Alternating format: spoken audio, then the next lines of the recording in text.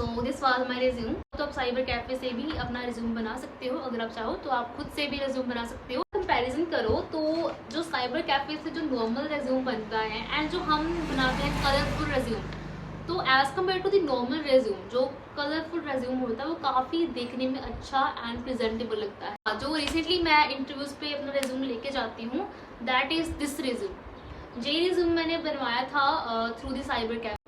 Hey everybody, welcome back to this channel. So in this video I will talk about how I made my resume, because there were so many comments and some of you were asking me कि दी आपने resume अपना कैसे बनाया, and please share your experience like how you made your resume and how we can make resume, right?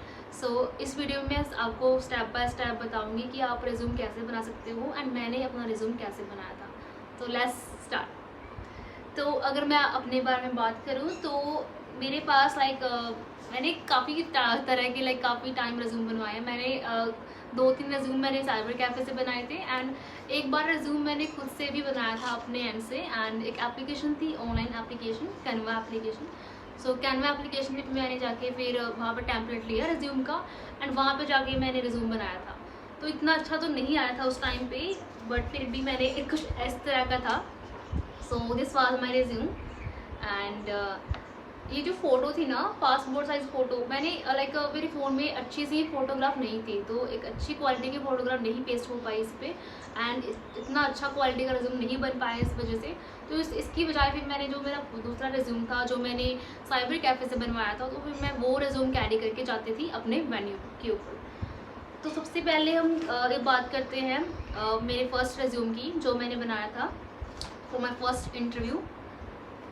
सो कुछ इस तरह का resume मैं लेके जाती थी अपने साथ एंड साइड पे ना मैं अपनी जो फ़ोटो थी, पासपोर्ट साइज फ़ोटो, वो मैं साथ में पेस्ट करती थी। सो जैसे कि आपको पता है, एज यू ऑल नो कि I have given so many interviews, right. So जब भी हम इंटरव्यू देते हैं ना, तो क्या होता है कि अगर आप सिलेक्ट होते हो या नहीं भी होते, तब भी वो आपका जो रिज्यूम है ना, वो अपने पास ही रखते हैं, वो आपको आपका रिज्यूम वापस नहीं देते। सो मेरे पास अभी सिर्फ एक ही फ़ोटोग्राफ, मतलब एक ही फ़ोटोकॉपी है उस रिज्यूम की, जो मैं सबसे पहले कैरी करके जाती थी अपने साथ। एंड यहाँ पे मैं साइड पे ना अपनी जो फ़ोटो थी, पासपोर्ट साइज फ़ोटो, उसको साथ में पेस्ट करती थी। सो जब मेरा इंटरव्यू था पहली बार, तो आई वॉज नॉट अवेयर कि रिज्यूम कैसे बनवाना है एंड क्या करना होता है। तो मुझे नहीं पता था कि हम ऑनलाइन भी बना सकते हैं, right, through the some applications जो कि ईजिली हमें अवेलेबल हो जाते हैं through the play store, right. तो उस टाइम पे मैं अपने नियरेस्ट के साइबर कैफे में गई थी। वहाँ पे जाके मैंने उनको कहा कि रिज्यूम बनाना है मैंने। तो उन्होंने फिर रिज्यूम के रिगार्डिंग टेम्पलेट उन्होंने दिखाए मुझे। तो वहाँ पे टेम्पलेट में ना सबसे ऊपर वो लिखा हुआ था कि रिज्यूम, बड़ा बड़ा काफ़ी ज़्यादा बोल्ड अक्षरों में लिखा हुआ था, बोल्ड करके, रिज्यूम। तो कभी भी जब भी आप अगर साइबर कैफे से भी आप रिज्यूम बनवाते हो, तो मेक श्योर कि आपने सबसे ऊपर आपने रिज्यूम और सीवी नहीं लिखवाना। ना ही आप रिज्यूम लिखवाओगे ऊपर, ना ही सीवी लिखवाओगे, क्योंकि थोड़ा बैड इंप्रेशन पड़ता है। क्योंकि जो एचआर है जिसको आप इंटरव्यू दे रहे हो, दे ऑलरेडी नो कि आपका जो रिज्यूम है, इसको रिज्यूम बोलते हैं, ठीक है, उनको पता है कि जो रिज्यूम है ये सीवी है, तो उसको अलग से हाईलाइट करके सबसे ऊपर लिखने की ज़रूरत नहीं है। Instead of that you can just right your name, ठीक है, आप अपना जो नेम है आप वो लिखवा सकते हो, ठीक है। सो मैंने भी ऐसे किया था। मैंने उनको बोला कि आप रिज्यूम हटाकर आप सबसे ऊपर मेरा नेम लिखो, जो भी आपका नेम है उसको बड़ा, जो भी आप जैसे कि आप ट्राई करो कि जो भी आपका नेम, आपके जो भी डॉक्यूमेंट्स हैं, जो आपका नेम डॉक्यूमेंट्स में लिखा है ना, तो वही नेम आप अपनी किसके ऊपर, रिज्यूम के ऊपर लिखवाओगे, ठीक है। सो मैंने फिर अपना नेम लिखवाया, मनप्रीत कौर, ठीक है, सबसे ऊपर हेडिंग में।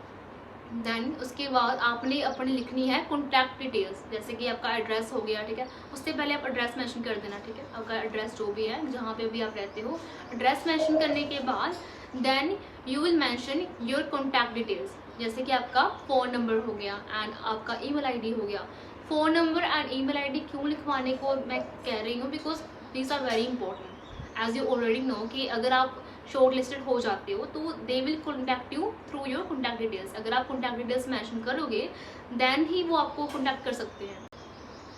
उसके बाद उसके बाद मतलब आपने ये चीज़ें नोट कर ली। उसके बाद आप क्या लिखोगे, अपना ऑब्जेक्टिव में आपने बेसिकली ये लिखना होता है कि आपका जो मेन ऑब्जेक्टिव है जॉब को क्या। फ्लाइट अटेंडेंट की जगह आप एयर होस्टेस लिख सकते हो, कैबिन क्रू लिख सकते हो, उसके बाद एजुकेशन में आपने लिखना है अपने रीसेंट क्वालिफिकेशन के बारे में। जो भी आपकी रीसेंट क्वालिफिकेशन है आप उसको लिखोगे, ठीक है। फॉर एग्जांपल अगर आप ग्रेजुएट हो तो आप अपनी ग्रेजुएशन को मेंशन करोगे, ठीक है। ग्रेजुएशन कहाँ से की थी, किस ईयर में आपने पास आउट किया है, ठीक है, कितनी परसेंटेज थी आपकी। अगर आप ग्रेजुएशन परस्यू कर रहे हो, अगर आपने एजुकेशन अपनी कंप्लीट नहीं की, आप अपनी ग्रेजुएशन कर रहे हो, तो आप तब भी मेंशन करोगे कि मैं ये चीज़ कर रही हूँ, इस मेजर में कर रही हूँ, ठीक है, एंड मेरी ग्रेजुएशन अभी चल रही है, I am pursuing this course in this at this university और कॉलेज। उसके बाद अपनी 10th 12th उसका भी आप मेंशन करोगे कि उसमें कितनी परसेंटेज थी, आपने किस ईयर में आपने 10th एंड 12th अपनी कंप्लीट कर रखी है। एंड मैंने ना जैसे मैंने डिप्लोमा कर रखा है, तो मैंने 12th के बाद मैंने डिप्लोमा किया था, तो मैंने उसको मेंशन किया था अपने रिज्यूम में कि after 12th I had done my diploma of computer application, I did the DCA। उसके बाद मैंने जॉब कर रखी है, ठीक है। उसके बाद मैंने आइल्स की थी, आइल्स करने के बाद, आइल्स क्लियर होने के बाद मैंने जॉब करनी स्टार्ट कर दी थी एज एन आइल्स ट्रेनर। तो मैंने वो भी चीज़ मैंशन की थी कि मैंने जॉब कर रखी है अपने एक्सपीरियंस में। तो सेम आप भी अपने एक्सपीरियंस में जो भी आपने जॉब कर रखी है तो आप सिंपली उसको मेंशन कर सकते हो। एंड अगर आपने जॉब नहीं भी की, अगर आपने कभी जॉब नहीं की अपनी लाइफ में, तो आप कोई बात नहीं, आप लिखोगे फ्रेशर, ठीक है। फ्रेशर लिखने से कोई ऐसा कुछ नहीं होता, ठीक है, आप फ्रेशर लिखोगे। अगर जॉब नहीं की तो लिखना है फ्रेशर, एक्सपीरियंस में फ्रेशर। उसके बाद मैंने लिखा था स्किल्स, ठीक है। आप अपनी स्किल्स के बारे में मेंशन करोगे। जो भी स्किल्स जो हैं आपकी कैबिन क्रू जॉब प्रोफाइल के लिए अच्छी रहेंगी, आपने वही स्किल्स को मेंशन करना है, ठीक है। सो मैंने स्किल्स में लिखा था good communication skills, team building, confident, dedication to work, problem solving skills. So जैसे कि आपको पता है कि मोस्ट इंपॉर्टेंट जो स्किल जो है कैबिन क्रू की, that is the being confident. अगर आप कॉन्फिडेंट नहीं हो तो कैबिन क्रू तो बन नहीं सकते। आपको कॉन्फिडेंट होना पड़ेगा। अच्छा, उसके बाद जो एक टीम वर्क में काम करना आपको आना चाहिए, ठीक है, कि टीम वर्क में कैसे काम करते हैं। एंड कोई अगर प्रॉब्लम आपको एट द मोमेंट कोई हो जाए, लाइक ऑन दी बोर्ड कुछ भी ऐसे, तो आप उसको सॉल्व कैसे करोगे, ठीक है। तो कुछ भी ऐसे स्किल्स जो भी आपकी जॉब प्रोफाइल के रिगार्डिंग मैच करती हूँ, आप उन स्किल्स को मेंशन कर सकते हो। एंड मेक श्योर कि जो भी स्किल्स आप मेंशन कर रहे हो आपको उसके बारे में अच्छे से पता होना चाहिए। अगर आपका रिज्यूम देखते वक्त आपको HR बोले, okay, so you are like you have mentioned these skills, right? So could you please tell me how you polished these skills? And कुछ भी अगर आपको जो HR है पूछ लें, तो आपको उसके बारे में पता होना चाहिए कि इस स्किल्स को मैं क्या बोलूँगी, इस स्किल्स के बारे में मैं क्या एक्सप्लेन करूँगी। तो आपको उसके बारे में अच्छे से प्रिपेयर करना ही पड़ेगा। उसके बाद मैंने लिखी थी अपनी पर्सनल इन्फॉर्मेशन। वैसे तो आप पर्सनल इन्फॉर्मेशन अपनी स्किप भी कर सकते हो, बट अगर आपने मेंशन करना है तो आप लिख सकते हो अपना डेट ऑफ बर्थ, ठीक है, आपका डेट ऑफ बर्थ क्या है, आपका मैरिटल स्टेटस, आपकी nationality and languages. Languages are the most important. आपको जितनी भी लैंग्वेजेस आती हैं आपने वो मेंशन करनी है। लैंग्वेजेस जैसे कि इंग्लिश आती है, इंग्लिश लिखोगे आप, ठीक है। पंजाबी जैसे कि मैं पंजाब से हूँ तो मैंने पंजाबी मेंशन की थी। आप हिंदी मेंशन करोगे अगर आपको हिंदी तो आती ही होगी, ठीक है। एंड अगर आप प्लस आपको किसी और भी लाइक लैंग्वेज के बारे में नॉलेज है, जैसे कि मैंने कोरियन लैंग्वेज के बारे में भी लिखा था अपने रिज्यूम में, बिकॉज मुझे कोरियन की बेसिक आती है। मैंने मैम को बताया था, लाइक इवन मुझसे ना एक क्वेश्चन पूछा गया था कि इंटरव्यू में कि could you please tell me what are your hobbies. तो मैंने हॉबीज़ में बताया था मैम को कि I like to learn new languages, कि learning languages is one of my favourite hobby. And मैंने फिर मैम को बताया कि मेरी कोरियन लैंग्वेज जो है मेरी फेवरेट लैंग्वेज जो कि मैंने लर्न की है। And now I can perfectly right and read in Korean language. And even कि मैं थोड़ा बहुत बोल भी सकती हूँ, लाइक जो सम सेंटेंसेस होते हैं जो हम डेली लाइफ में यूज़ करते हैं, सम फ्रिक्वेंटली जो फ्रेजेस हैं जो यूज़ किए जाते हैं हमारी डेली लाइफ में। तो मतलब अगर आपको कोई भी अनदर लैंग्वेज आती है, जैसे किसी को फ्रेंच आती है, थोड़ी बहुत भी आती है, बेसिक आती है, अगर आपको पंजाबी समझ नहीं आती है, अगर आपको बोलनी भी नहीं आती है, अगर आपको समझनी भी आती है, थोड़ा बहुत आप समझ लेते हो, तो आप बेसिकली लिख दो। आप लिख दो कि मुझे इंग्लिश आती है, मुझे हिंदी आती है, एंड पंजाबी लिख दो अगर आपको समझ नहीं आती। कुछ भी अगर आपको थोड़ा बहुत भी लैंग्वेज के बारे में बेसिक नॉलेज भी है, तो अगर आप उसको मैंशन करोगे तो that will create a positive impact. फिर साइड पर आप ब्रैकेट में लिखना कि बेसिक, अगर आपको बेसिक आती है ना तो आप बेसिक लिख देना, बाद में ब्रैकेट में डाल। उसके बाद मैंने एंड में लिखा था डेक्लेरेशन। डेक्लेरेशन का बेसिकली यही मतलब होता है कि जो भी मैंने ऊपर अपनी इन्फॉर्मेशन दी है, ठीक है, फैक्ट्स जो भी मैंने बताए हैं, those are the perfect, those are true, वो सब कुछ सच। लास्ट में आपका name. So this was my first CV that I made through the cyber cafe. And उसके बाद ना आई वॉज लाइक कन्फ्यूज। मैंने ना ट्राई किया कैनवा एप्लीकेशन। तो मुझे पता था कि काफ़ी सारे जो होते हैं, ठीक है, जो इंटरव्यूज़ पे आते हैं कैंडिडेट्स, तो वो ऑनलाइन भी खुद ही बना लेते हैं रिज्यूम। तो मैंने सोचा कि मैं भी खुद ट्राई करूँ रिज्यूम बनाने की।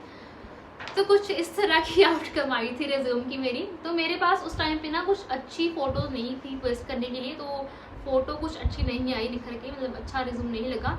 तो फिर मैंने इस रिज्यूम को ऐसे ही रहने दिया, मैं इसको साथ में नहीं कैरी किया मैंने। तो आप वैसे अगर आप चाहो तो आप साइबर कैफ़े से भी अपना रिज्यूम बना सकते हो। अगर आप चाहो तो आप खुद से भी रिज्यूम बना सकते हो, because there are so many applications on the social like on the play store, ठीक है।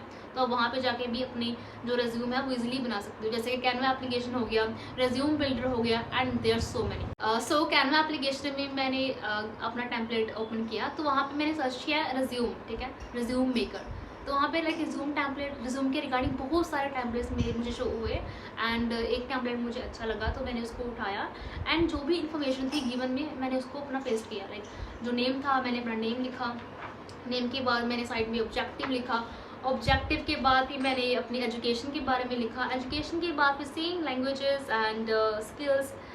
वैसे ही अगर आप कंपैरिजन करो तो जो साइबर कैफे से जो नॉर्मल रेज्यूम बनता है एंड जो हम बनाते हैं कलरफुल रेज्यूम, तो as compare to the normal resume, जो कलरफुल रेज्यूम होता है वो काफ़ी देखने में अच्छा एंड प्रेजेंटेबल लगता है, राइट? अग्री करते हो ना आप? तो अगर आप चाहो तो साइबर कैफे से भी बनवा सकते हो, बट आप अगर अच्छा बनाना चाहते हो तो आप कलरफुल बनवा लो, ठीक है। वैसे अगर आप बनाना चाहते हो कलरफुल तो आप साइबर कैफे से ही बना सकते हो। आप उनको बोलोगे सिंपली कि प्लीज़ मुझे ना लाइक प्रोफेशनल रिज्यूम चाहिए, तो वो आपको प्रोफेशनल रिज्यूम बनवा के भी दे देंगे, ठीक है। तो वहाँ से भी आप बनवा सकते हो ईजिली। तो इसमें भी सिंपल मैंने एजुकेशन लिखी, एजुकेशन कहाँ से की है, कितनी परसेंटेज थी, किस ईयर में मैंने एजुकेशन अपनी कंप्लीट की है, एंड लैंग्वेजेस के बारे में मैंने लिखा कि पंजाबी, हिंदी, इंग्लिश, इन सभी के सामने मैंने ब्रैकेट में लिखा था फ्लुएंट, एंड जो लैंग्वेज थी कोरियन उसमें के सामने मैंने लिखा था बेसिक। देन कॉन्टैक्ट डिटेल्स लिखी थी, देन सेम स्किल्स लिखी थी।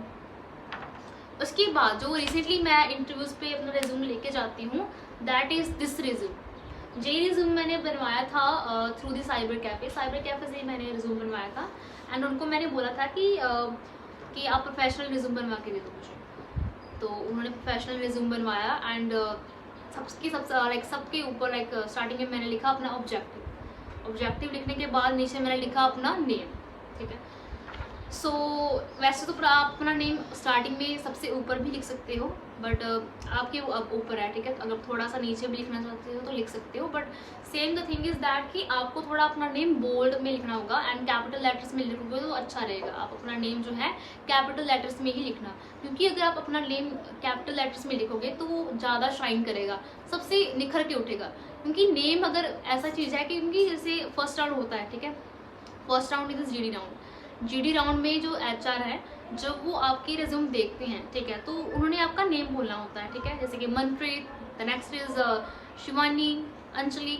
तो अगर उनको आपका नेम दिखेगा ही नहीं, उनको ध्यान से देखना पड़े कि कहाँ है इनका नेम, कहाँ पर लिखा है नेम ना, तो वो थोड़ा अच्छा नहीं लगता।